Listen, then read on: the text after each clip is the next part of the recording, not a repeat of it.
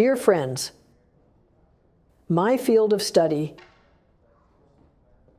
is the brain, and after that and, there's a whole list that follows.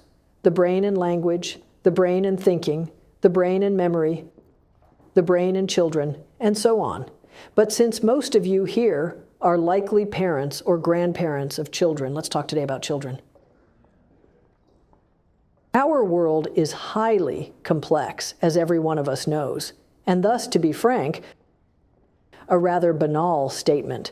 But if you look at it with fresh eyes, you realize that it is truly immensely complex. It is complex for us, for people with life experience and knowledge. It is complex for nations, for heads of government, for everyone.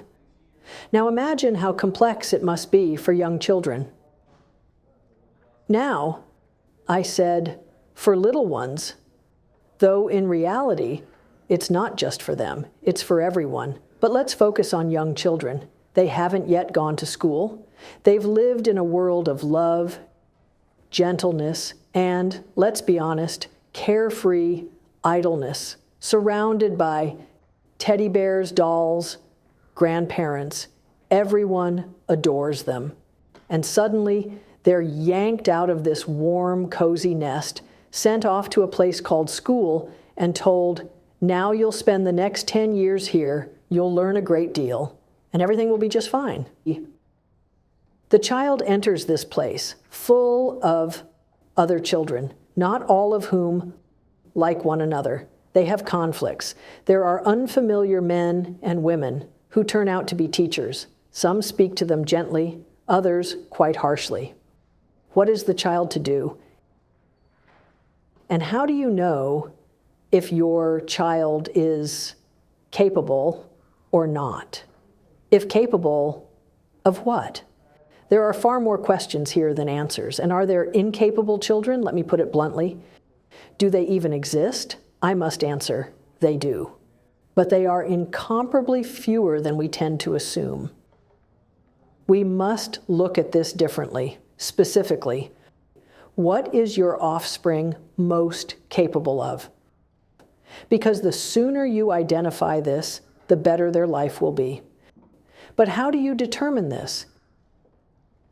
Imagine arriving at an exotic market in some far-off Eastern country. There are fruits and vegetables laid out, but you can't even tell which is which. I recall being in India, stunned. I didn't even know what lay before me. Is it spicy, sour, sweet? Is it even edible, or is it decorative? What is it? And they tell me, choose what you like. But how am I to choose? So for me to choose, I need the full spectrum of options, right? Hence, my idea is that, well, not mine alone, but I'll voice it now. Children must be taught everything just in case. That's point one. Absolutely everything. Music, art, dance, mathematics, even complex mathematics from the start, because a child doesn't know what's difficult. Specialized research confirms this. If you present a child with a problem adults struggle to solve, they might crack it simply because they're unaware it's an extraordinary challenge. They think it's just another. You see, a child can be tricked in the best sense. So they must play the entire keyboard just in case. Only then can they, and you, and teachers declare, I hate this, something to endure out of necessity, or I don't love this, but this and that, I could do it day and night. Everything in education and upbringing hinges on personal empathy, on active engagement. No artificial intelligence, no cutting-edge programs, and there are many nowadays, will ever replace a living human being. I know this for certain from my own experience, though I don't teach children, but I've taught students for decades.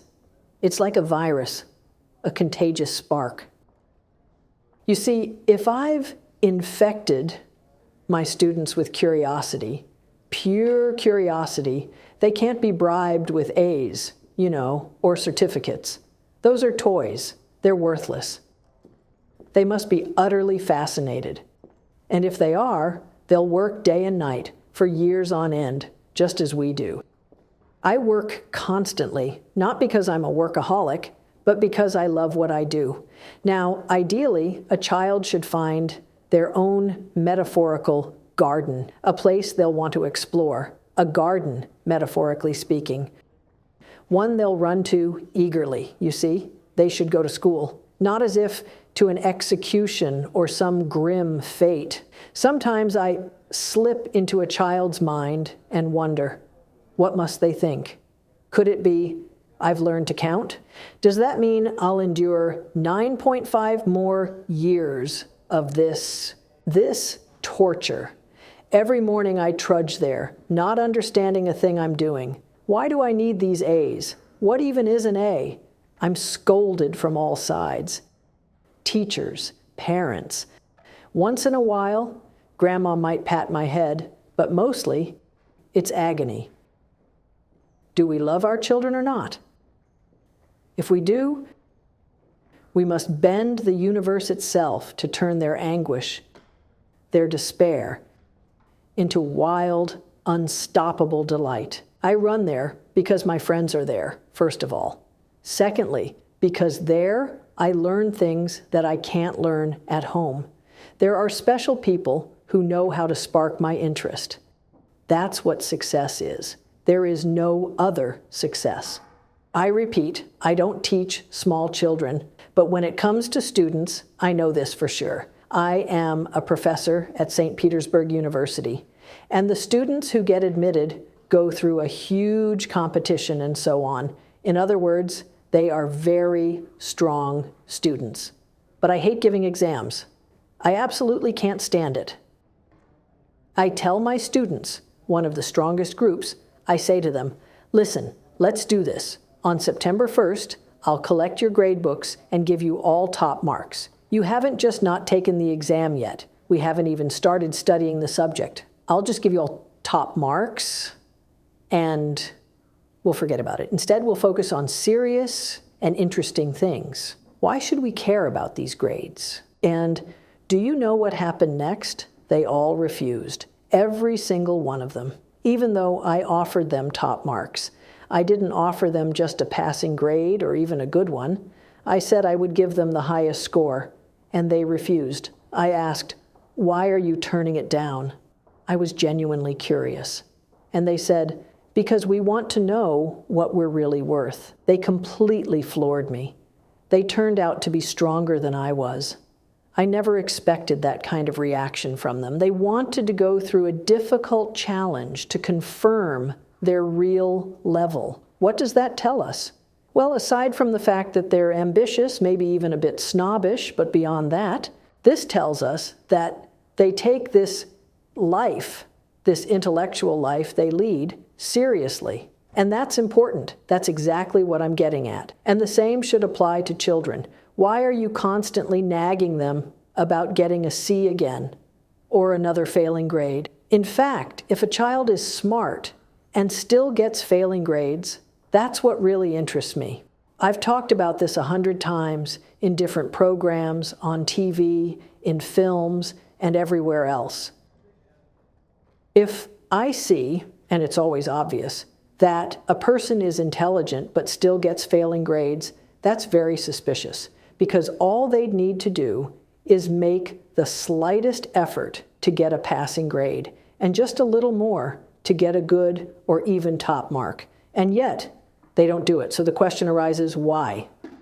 Very often, it's because they are even stronger. They start walking unknown paths, you see? They venture into places where an ordinary person wouldn't go. They are interested in answering questions that don't have answers at all, or perhaps haven't even been asked yet. You see, they take the risky road. And these are the people who built our civilization on this planet. A straight A student, I have one right here in my bag. It's called a computer. It remembers everything. It answers instantly without mistakes. And so what? It doesn't interest me in the slightest. I'm interested in the one who creates something new. Civilization is about new things. When Faraday discovered what he discovered, he couldn't have imagined that it would lead to an entirely new type of civilization, one that we now rely on every day. You see, why did they do it? Because it was interesting. And it's very interesting. I think that's the key point of our discussion. We need to pass this on to make them catch this excitement. We humans are, for now, the highest form of life on this planet. No one ever promised that we would stay that way. For example, artificial intelligence is advancing rapidly. I don't want to turn the conversation in that direction because it would take a lot of time. But still, the merging of humans with different mechanisms has already begun. Knees have been replaced, livers have been replaced, hearts have been replaced, and soon lungs will be too. And now we can implant a chip in the brain. If you don't mind me asking, are you still human? Where am I going with this? To the fact that we are now at a very interesting and dangerous turning point in civilization. That's why those who haven't yet forgotten how to think while eating Chupa Chups and popcorn, those who can still think inevitably face the question, what am I living for? Who are we? Am I living just to eat as much as possible or to buy as many bags as I can? What am I living for? Seriously, truly. These questions can arise even in a child's mind, especially in a gifted one, especially at the moment when they suddenly realize that life is finite. For example, when relatives start passing away, moving on to better places, the child finds themselves trapped in very heavy thoughts, thoughts they cannot share with anyone at all. Because typically adults brush them off. You're still little, you'll grow up, and then we'll talk. They dismiss the child, as they usually do. And so the child is left alone, facing enormous eschatological questions, as scientists would say. Questions about the meaning of life, about how they should spend their time. And, as I've already mentioned, the next 10 years of their life may be spent going somewhere without even knowing why. These questions, especially for a smart child, cannot simply be sidestepped. How can you tell whether a child is gifted or not? This is, in fact, a very difficult question because a teacher might be less bright than your child. I'm making a completely forbidden move right now. No one promised that all teachers are the Ushinsky or Pilot types. No one promised anything to anyone. This might be an outstanding child. Einstein, as everyone knows, was considered completely underdeveloped. He still started speaking late. He couldn't read, he couldn't write.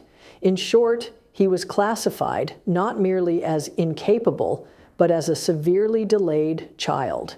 And yet, he is Einstein. He's an absolute star, an absolute genius. There are plenty of examples like this.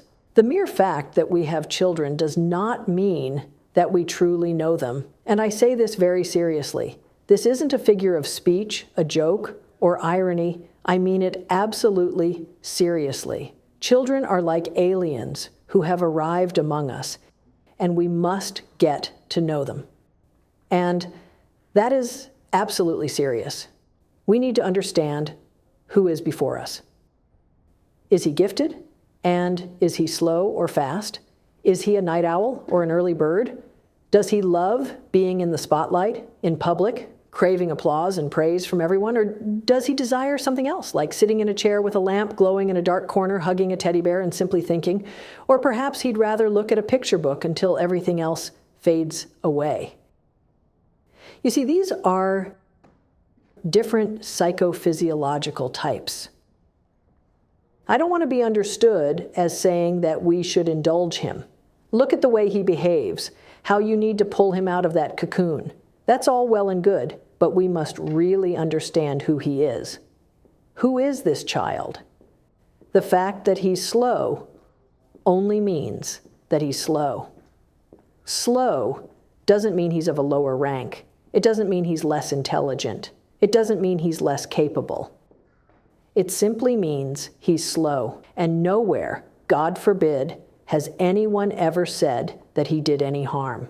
For example, there's a rule that academic Bezrukish and I have been discussing for years. It's an unthinkable notion.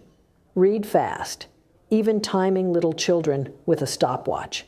And why? Can that possibly yield any answer? Why should one read quickly? I have long been proposing that we introduce not courses in ultra-fast reading, but courses in ultra-slow reading. A person thinks while reading.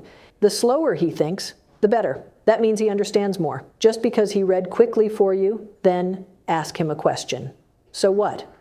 What was it about? You might be interested in hearing an answer, but there won't be one. There simply will be no answer. He just read quickly. That is, it's a technical matter, a technical issue. Why do you need the technical part? To really get to know children, not just for the sake of ticking a box in some teacher's log saying, examine your child. That's completely unimportant. It's not about the teacher. No one is to blame here. You must understand for yourself who is standing before you. So that's the first point. The second is to provide the maximum number of different opportunities. Some of them will naturally fall away. If something doesn't work out, then it simply won't. The more options you remove, the easier the selection becomes overall. And the fact that a child is falling behind in math might merely indicate that they're being poorly taught math. He might very well turn out to be a wonderful and even an outstanding mathematician if he ends up in the right hands. Therefore, the point is that we must very well prepare our teachers. Now, I'm going to say something utterly banal that everyone already knows, but that doesn't make it any less important. There is no person on the planet more important than a teacher or a doctor. There simply isn't one. No one can compare with them, because a teacher shapes people while a doctor saves them. This is incomparable to anything else. That's why in schools, it shouldn't be those who merely get mediocre marks in all subjects who end up teaching. Instead, only the very best should be in our schools, especially in elementary school. Of course, you might say to me, where will you find that many teachers? I understand, I am exaggerating. But what I mean is that the overall mindset should be that young children should encounter a brilliant, remarkable, and selfless personality. That encounter will shape their lives so that when they're in middle or high school, even if an ineffective teacher comes along, it doesn't matter. That child has already gone through, if you will, a certain psychological journey. And what if they encounter this from day one? I have an example.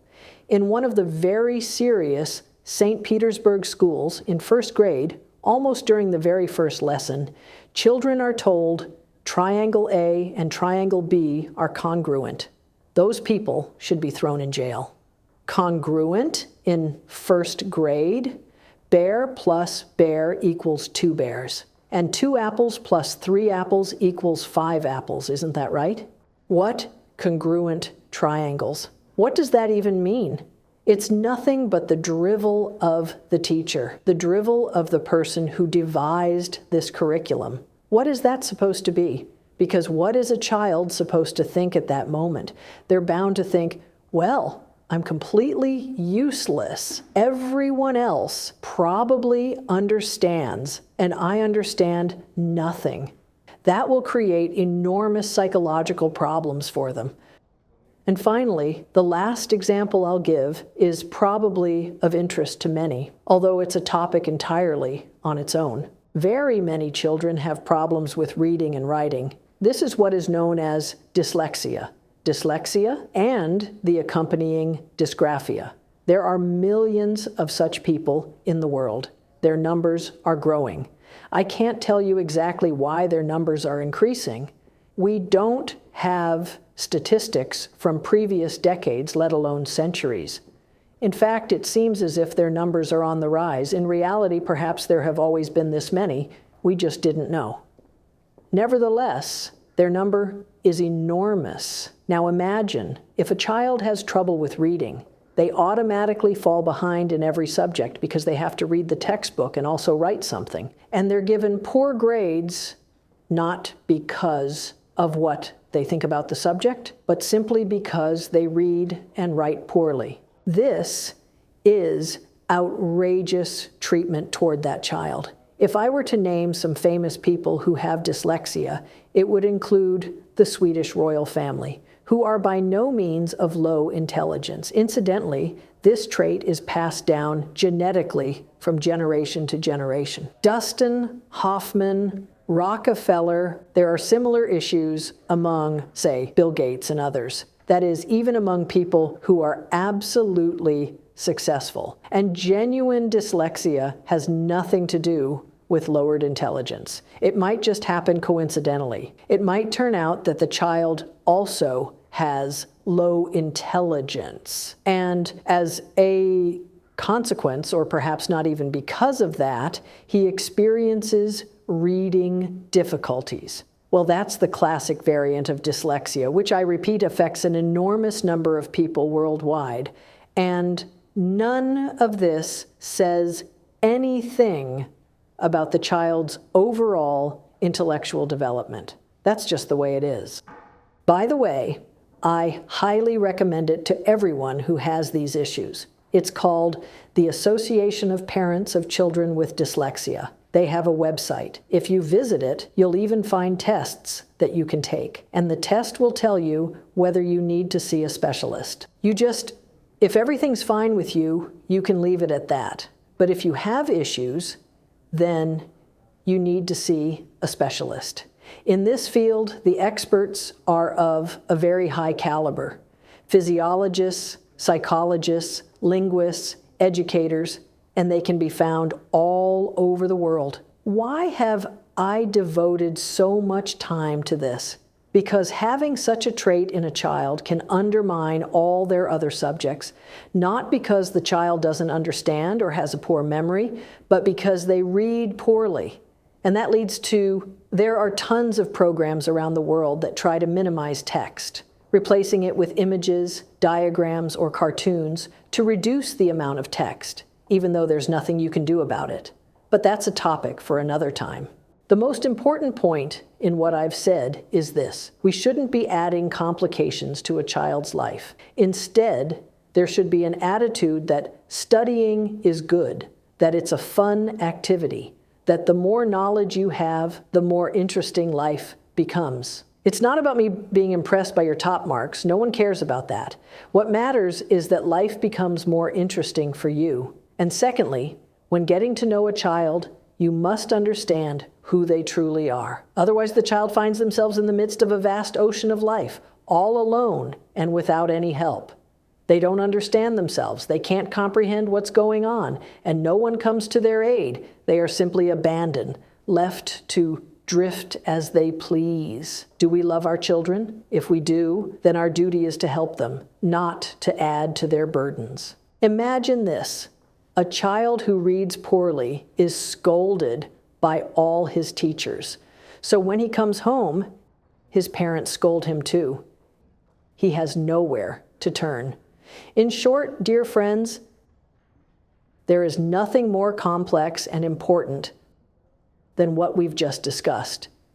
Children are the best thing we have. We love them. We wish them happiness. But happiness doesn't just fall into their laps on its own. We must engage in this wholeheartedly. I wish for all of us, truly every one of us, to have the fortitude not to lose our human emotions and to understand that nothing can replace them.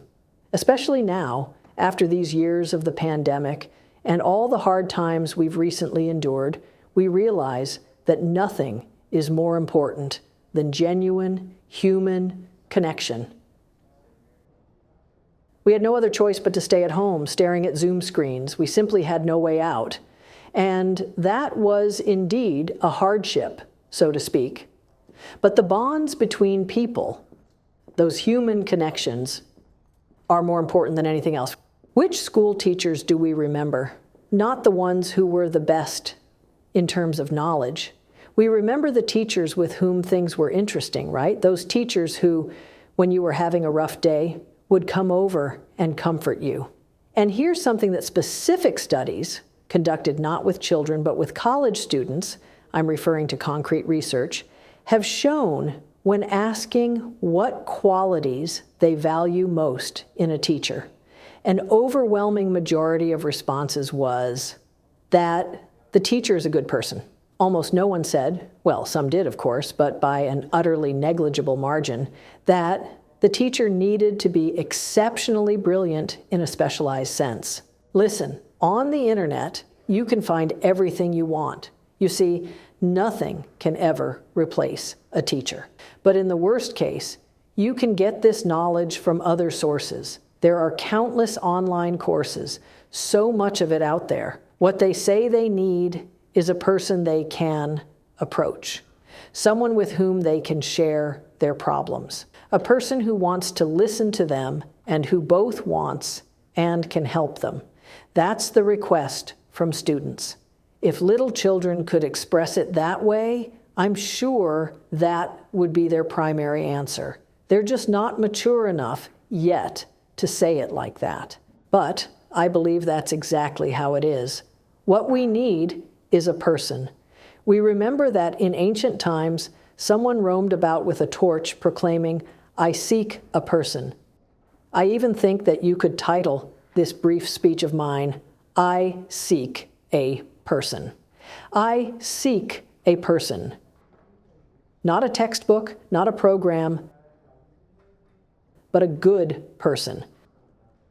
I wish for everyone to have human dignity, courage, wisdom, calmness, and the desire to help their neighbor. I believe that now is the time to adopt that perspective. Thank you.